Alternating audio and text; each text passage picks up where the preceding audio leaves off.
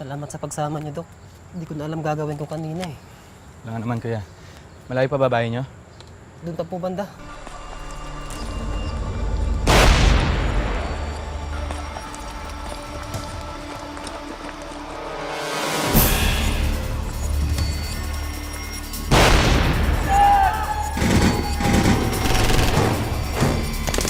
Dito muna tayo. Hindi natin matutulungan yung asawa mo pag nabalita ang dalawa.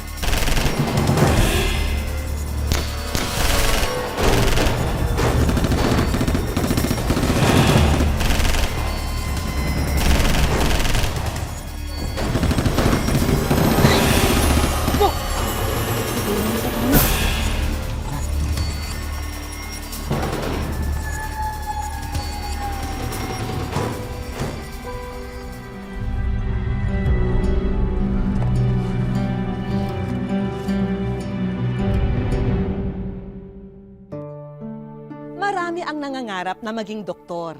Maliban sa sila'y kagalang-galang, madalas ay maginhawa raw ang kanilang buhay. Ngunit hindi raw dapat ito ang maging batayan kung ito ang propesyong nais na tahakin. Dahil kailangang taimtim ang dedikasyon niya sa kabila ng kahit anong hadlang.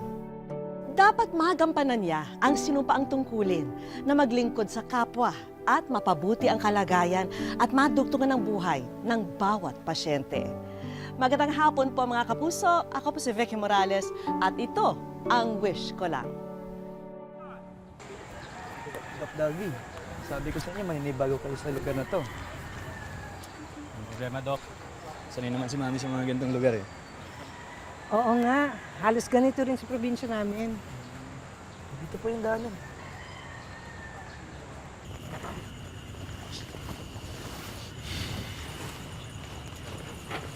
Sayang nga, no? Hindi naabutan ni Daddy yung pagiging doktor ko. Tingin mo, matutuwa kaya siya na mas pinili kong maging doktor dito sa baryo kaysa serve sa PGH.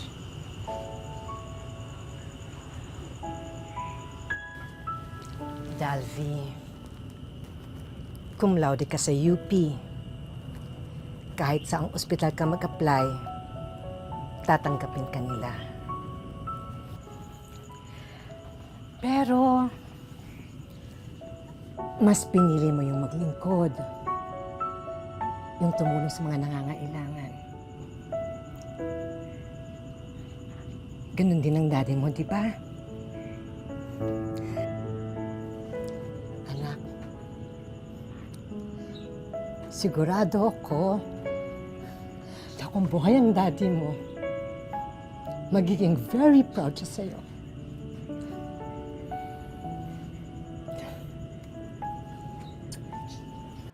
Mga barangay, sandali lang ho, may pakikilala ako sa inyo.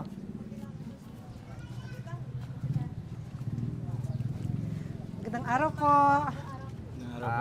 Siya nga pala si Doc Dalby. At siya po yung mami ni Doc. Siya po yung pinadala ng ating gobyerno para tulungan tayo. Stan! Matigas ang ulo mo. Di ba sinabi ko sa'yo, hindi natin kailangan ng doktor dito sa lugar natin. Hindi bagay yan dito. Kailangan natin sila. Hindi naman lahat ng mga gamot, ng mga dahon-dahon, ay nakakagaling. Iniinsulto mo ako. Hindi lang pero Kung sa bagay, hindi ka naman taga rito. Taga-syudad ka, kaya hindi ka naniniwala sa akin. Pero sinasabi ko sa'yo, ako lang ang manggagamot na kailangan ng bayan na to. Magandang araw ho. Ako ho si Dalby Casilang. Pareho naman ho tayong manggagamot. Saka isa lang naman ho yung hangarin natin na mapagaling lahat ng mga tao dito. Bakit hindi na lang ho tayo magtulungan? Magandang araw din. Iho, huwag mong ikumpara ang sarili mo sa akin. Hindi tayo patas.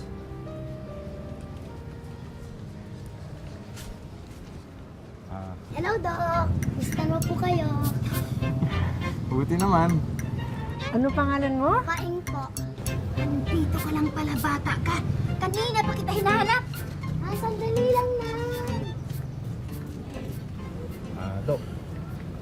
Mama kayo sa'yo, papakita ko po ng aming health center. Tara.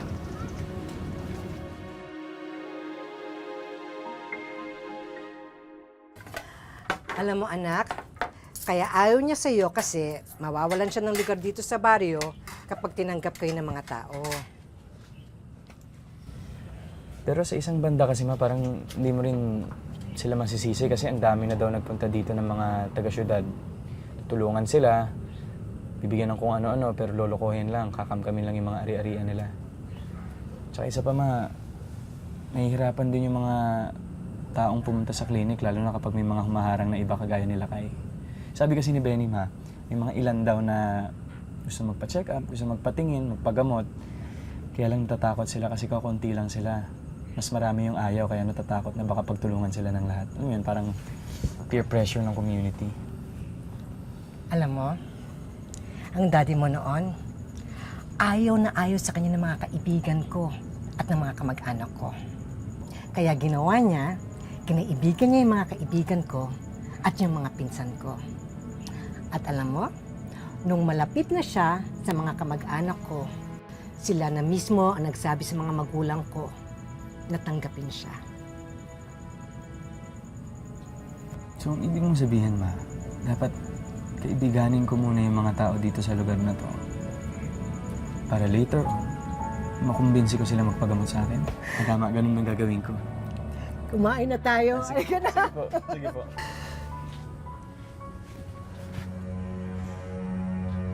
Ma? Problema? Hindi, masyado lang mainit siguro kanina. Tubig po muna kayo. Tubig ka muna, Ma.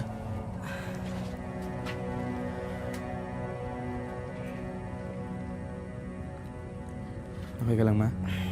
Kumain na tayo. Sige po.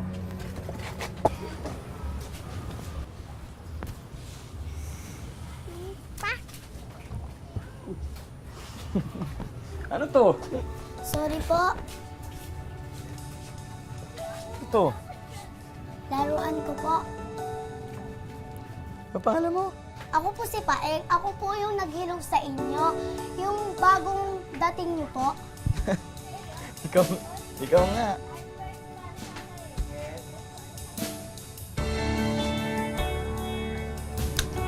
Walang tamaan, ha? Oh, magaling ako sa'yo. Masaya si Doc Dalvi at palagay na ang ilang residente sa kanya. Pero isang masaklap na tagpo ang nadatnan niya sa kanyang pag-uwi.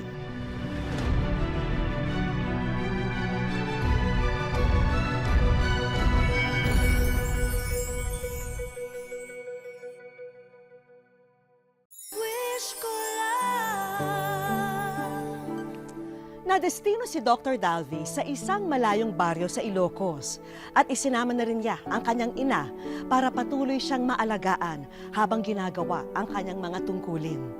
Ngunit dahil sa dedikasyon sa kanyang trabaho, tila napabayaan na rin niya ang kanyang mahal na ina.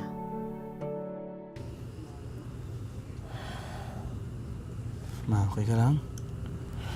Nakita kita nakasandusay ka dyan sa lapag eh. Ano nangyari?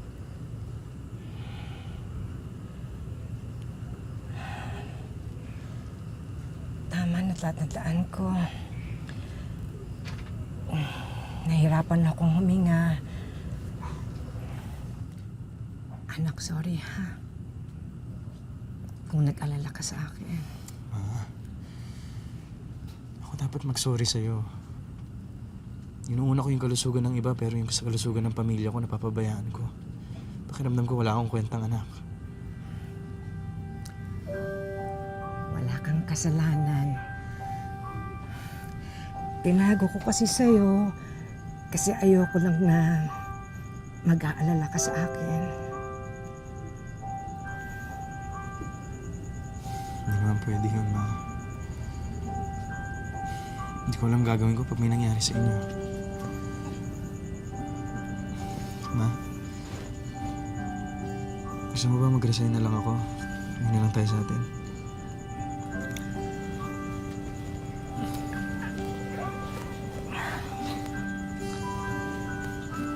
Anak, hindi.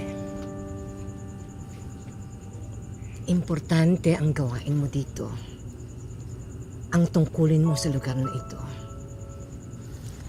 Anak, alam natin pareho na ito talagang gusto mong gawin kahit noon pa.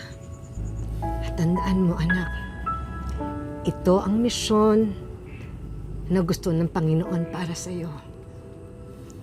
Kaya huwag mong susukuan. Magandang araw po. Doc Dalby, tumawag pala si Kapitan. May outbreak ng dengue sa baryo. Pumunta ka na. Mas kailangan ka ng mga tao doon.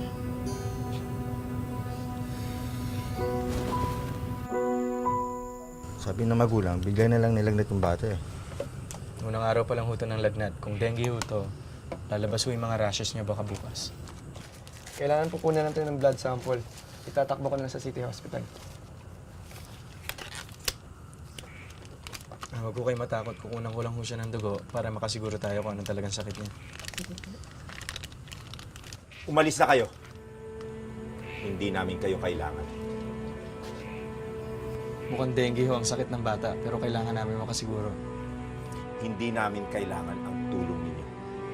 Kayo ang nagdala ng sakit. Teka. Kami ang may dala ng sakit? Nagdasal ako kagabi. At ipinakita sa akin na kayo ang nagdala ng sakit sa lugar na to. Ewan ko sa inyo. Kayo na nga itong tinutulungan. Kami ba itong masamang espiritu? Bahala kayo. Parang awa niyo na ho. Malala ang lagay ng bata. Kung dengue ho to, malalagay sa panganib ang buong baryo. Ako lang ang manggagamot sa lugar na ito. Hindi ka kailangan.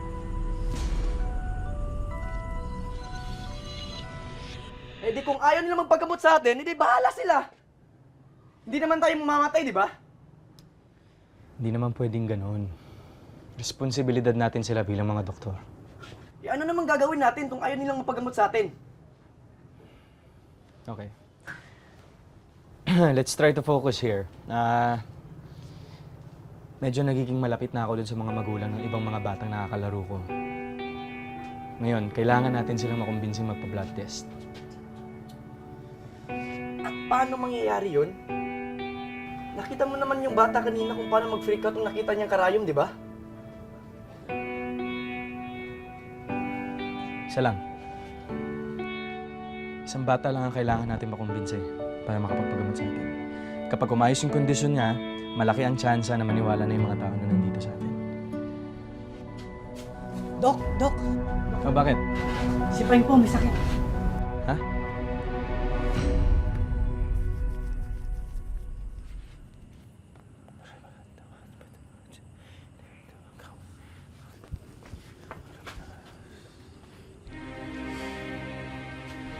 Anong ginagawa mo rito? Huwag niyo hong pagdiskitahan ng bata. Tinawag nila ako dito dahil alam nilang kaibigan ko si Paeng. Nag-aalala ako sa kanya. At naniniwala sila na kaya ko siyang tulungan. Lumayas ka. Ikaw ang masamang espiritu.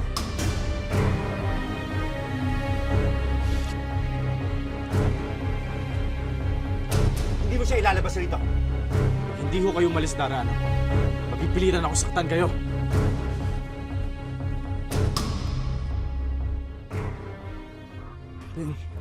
Paeng! Lapit na tayo, ha? Lapit na tayo, ha? Lapit! Paeng! Paeng!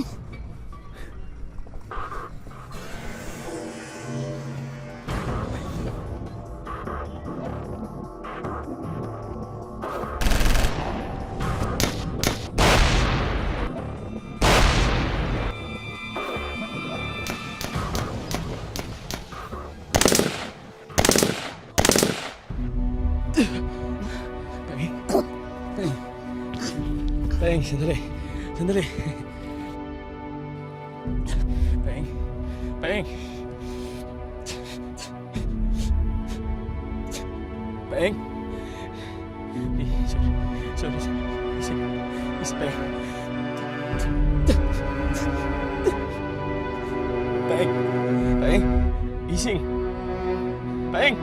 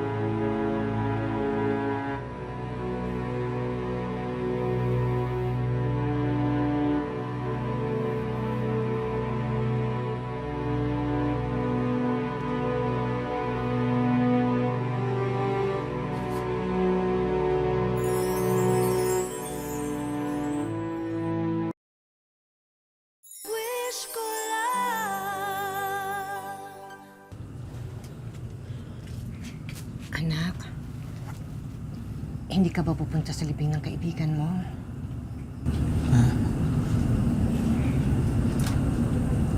Hindi ko siya nasagip.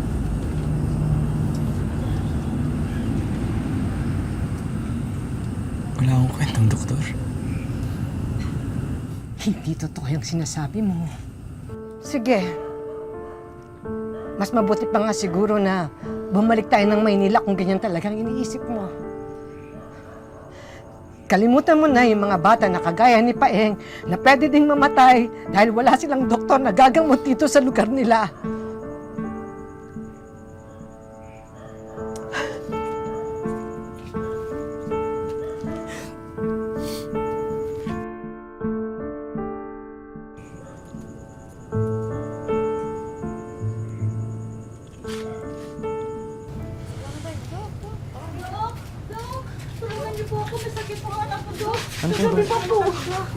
Ano pong problema? Nay! Lola! Bago kagad tayo sumuko sa nakagawian na nating panggagamot. Tayuan yan! Tama si Doktor! Huwag kayo maniwala sa kanya, sinungaling! Tama si Dok! Sana pinagamot ko na lang kay Dok ang apo ko. Buhay pa sana siya ngayon.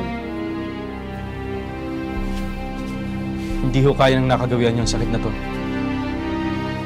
Ilan pa bang kailangan mamatay para maintindihan niyo? Dok, maawa na po kayo. Gamutin niyo na po yung apo ko. Sige na, Dok. Sige, doon tayo sa loob. Dok, maawa po. Dahil sa matagumpay na panggagamot, unti-unting nakuha na nina Doc Dalvi at Doc Benny ang tiwala ng mga tao. Pero may bago na namang problema silang kakaharapin. Huwag niyo pong kakalimutan uminom ng gamot, Nay, ha? Pare, Dalvin. Galing ito mismo sa central office. Lumalakas daw yung presensya ng NPA dito sa area natin. Pinapapull out na tayo. Anong pull out? Pinapalis na tayo dito. Masyado na daw delikado. Pero paano yung mga pasyente natin? Hindi natin sila pwedeng pabayaan. Galing yan mismo sa superior natin. Pero paano yung mga tao dito? Nagtiwala na sila sa atin. Wala na tayong choice, pare. Aalisin nila yung suporta sa atin pag hindi tayo sumunod. Saan ka hahanap ng pera? Ng mga gamot, tsaka yung mga medical supplies.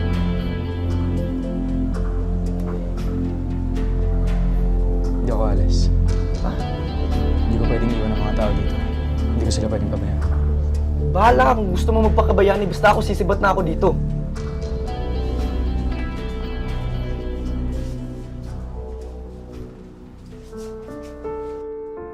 Kahit wala na ang suporta ng DOH at kahit nag-iisa na siya sa klinik, ipinagpatuloy ni Doc Dalvi ang panggagamot sa baryo. At sa bandang huli, sariling pera na niya ang kanyang ginagastos para mapunan ang mga pangangailangan ng mga residente roon. Doc Dalvi! Mga anak na yung asawa ko. Tulungan niyo po ako. Salamat sa pagsama niyo, Doc. Hindi ko na alam gagawin ko kanina eh. Wala nga naman, kuya. Malayo pa babae niyo? Doon pa po banda. Tara.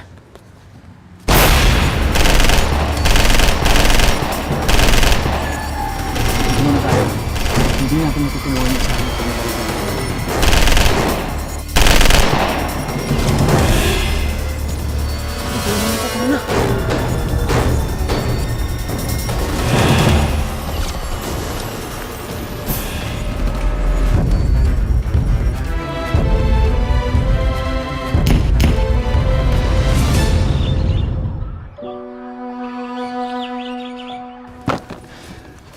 Doc, ano ka ba? Papatay ka kanina tapos ngayon gagamutin mo pa. Doktor pa rin ako. Kailangan kong gawin ang trabaho ko.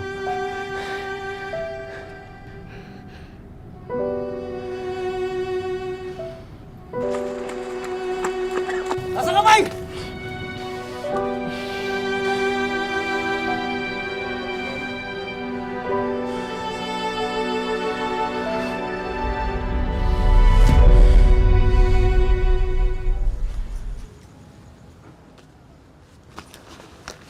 Dalvin! Dok Dalvin! Bakit? Sino may sakit? Pasensya ka na, ha? Wala na kasi akong supplies. Halika po kayo! Sumama na po kayo!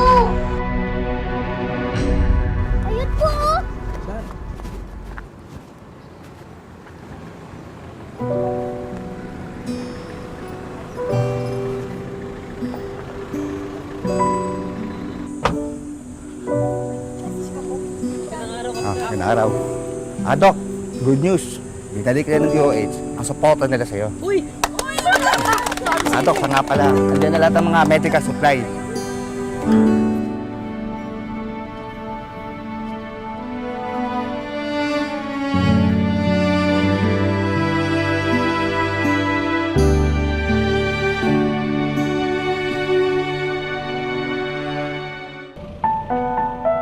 Dito sa bayan ng Nagbukel sa Ilocos Sur, nakadestino si Doc Dalvi Casilang. Sakay ng motor, patungo ngayon si Doc Dalvi sa barangay Casocos. Ito ang pinakadulong barangay sa taas ng bundok.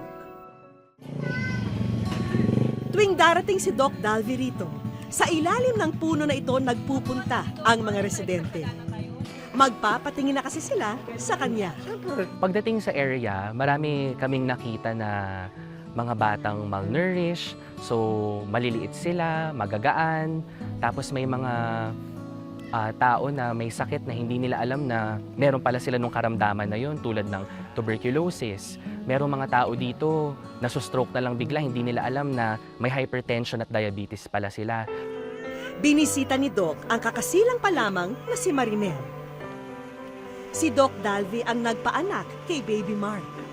Baga na nga kararagak ti apo, tamay normal ko ti anak ko. Ken papigsaak iti riknak, pampanunutak ti anak, nagyan ti tiyan ko, ken may anak ko iti nasyaat. Malapit ang loob ni Doc Dalvi sa mga bata at kuya ang turing nila sa kanya. Pamilya na nga kung ituring ni Doc Dalvi ang mga taga-Nagbukel. Halos 2 taon na siyang naninilbihan sa kanila. Pero isang tao pa rin ang nagsisilbing lakas niya at ito ay ang kanyang Mami Dalisay. Kasi sinabi ng doktor may sakit ako. Kaya ibinuhos ko na lang yung time ko sa kanya. Na makasama ko siya palagi. Anak, salamat at sa panahon na ito magkasama tayo. Salamat sa Diyos at magkasama pa rin. Dahil din sa kondisyon ng ina, ay hindi siya magawang iwanan ng mag-isa ni Doc Dalvi. Inaalagaan ko yung ibang tao pero yung sarili kong nanay, hindi ko na naalagaan. Parang kailangan kong ibalanse yun, di ba, yung pagtulong sa ibang tao at sa sarili kong pamilya. Kaya kinuha ko na siya, dinala ko na siya dito sa baryo.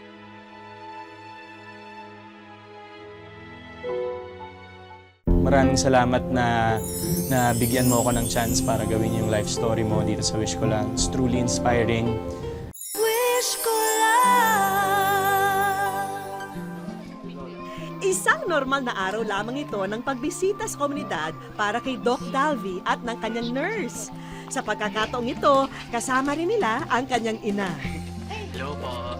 Pero hindi alam ni Doc na nauna na ang aming grupo upang kutsabahin ang mga tao para sa isang sorpresa. Kaya naman nagtataka ang ating bida dahil sa mga taong nakaabang sa kanila. Doc, pamilyar ba sila?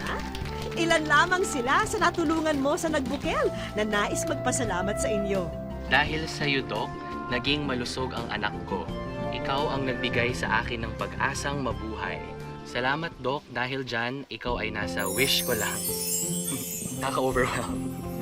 Hindi ako makapaniwala na yung dating program na pinapanood lang namin, ako personally mula nung bata ako, ngayon nandito na yung wish ko lang, binisita kami sa Nagbukel. Doc, excuse me po, padaanin po natin ang sasakyan sa likuran nyo na dala ang mga kahilingan mo para sa mga residente ng Nagbukel. Thank you sa wish ko lang. Sobrang laking tulong nito sa mga barangay health stations kasi tulad sa baryo dito sa barangay na to, wala pang mga ganyang gamit. So, sobrang laking tulong talaga niyan. Pwede namang mag-break muna kayo sa 24/7 na serbisyo nyo sa baryo at mag-enjoy sa Hong Kong kasama si Mommy. Salamat naman at natupad na rin yung pangarap niya na ipasyal ulit ko sa Hong Kong. Dahil ang idol mo na si Alden Richards ang gumanap sa sarili mong life story, syempre hindi kami papayag na walang remembrance. At hindi lamang yan, may mensahe rin para sa'yo si Idol. Maraming salamat na bigyan mo ako ng chance para gawin yung life story mo dito sa Wish Ko Lang. It's truly inspiring. Actually, I see a big deal of myself in you sa pagdating sa public service and pagiging selfless. Just continue doing what you're doing in the spirit of goodness and faith. Hindi ako makapaniwala kasi gaya nga nung pag kinakausap ko yung mga nurse, sila sabi ko na hindi ko naman alam na para sa akin kasi parang simple lang naman yung ginagawa ko. Hindi ko alam na ganun naman kalaki yung impact. Pambihira ang mga kagaya ni Doc Dalvi na handang isugal ang lahat, maging ang kanyang buhay, makapaglingkod lang sa kanyang kapwa. Sana'y magsilbing inspirasyon ang kwento niya sa ating lahat. Maraming salamat po mga kapuso. Ako po muli si Vicky Morales at ito ang Wish Ko Lang. Wag na wag kang susunod.